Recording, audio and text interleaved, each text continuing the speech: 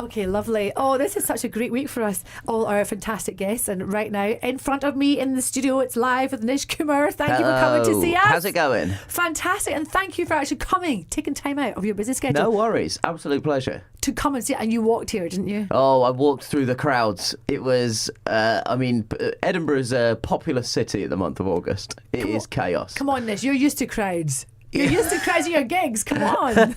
Hopefully they're not slowly walking away from me. I mean, that would not be a great gig. Have you asked people, or have people stopped you and asked for your autograph as yet? No autographs. But occasionally people want a photo.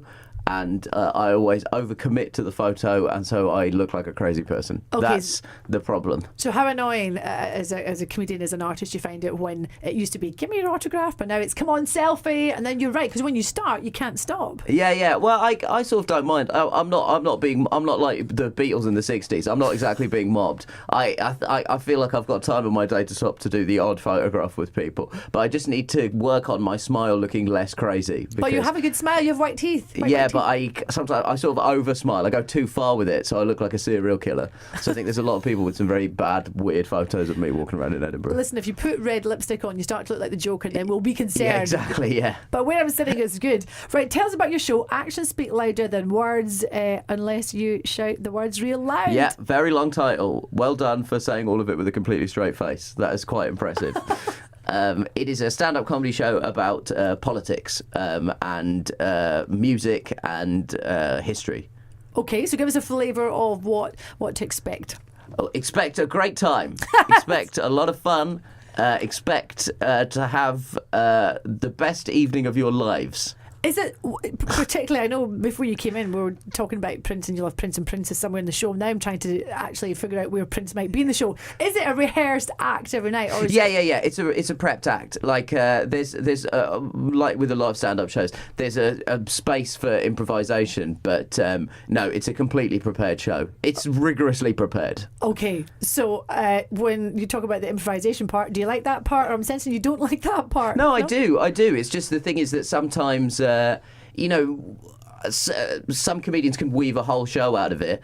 I like to chat to the audience a little bit, but at the same time I'm just more comfortable, when people are paid to see an hour, I'm just much more comfortable backing myself to deliver when I've prepped. Okay. There's amazing comics like Ross Noble's one of my favourite comedians ever, and he can just pull the complete hour-long show out of his backside, and he's amazing at doing that. And I like to have a plan of action of what I'm going to do on stage, and then garnish it with a bit of audience chat. No, it sounds as if you sound like you should be working for my bosses. Work hard, get all your prep done. Let me see what you've done, as opposed to winging it. You would say off the cuff. Well, I think it just depends on what style of a comedian you are. Like no one. Everyone loves Ross Noble winging it. I love watching Ross Noble wing it. But I think that the reason that he's so great, and like lots of improv comedy is so amazing, is because it doesn't sort of really matter what the audience say, because those people are so skilled at just pulling something out and turning it into something incredible that it doesn't really matter what the audience say. For me, my audience work is at its best when the audience is already having a good time, and we can build off the back of that. So what's your favourite subject to really talk about then in your show? Well, there's a lot about politics and the referendum and stuff. The whole second half of the show is really about that. And what's your main point? What are you trying to get across? Or Well, I'm not going to give my. I'm not going to tell you the point of my show. I'm trying to make a podcast out of this. You understand?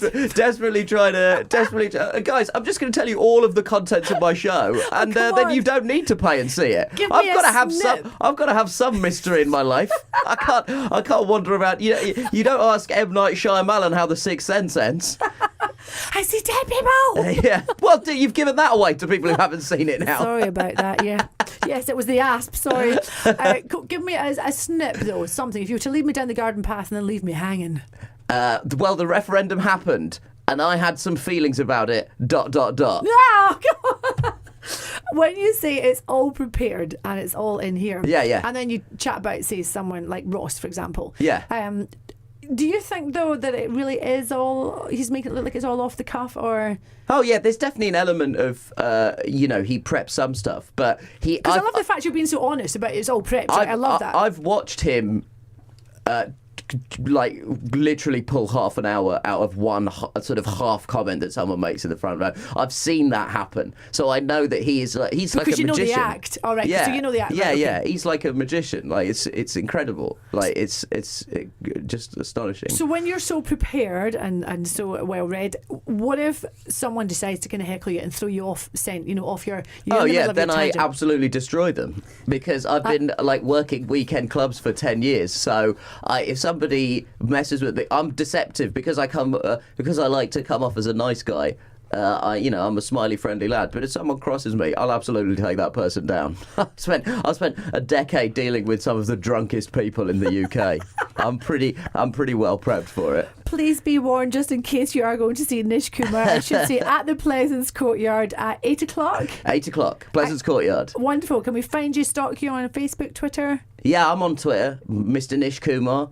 And I've got a Facebook fan page as well, which I keep forgetting that I have. It's Nish Kumar, comedian. I'm going off to like it right now then. Go I don't want to be for it. on your wrong side.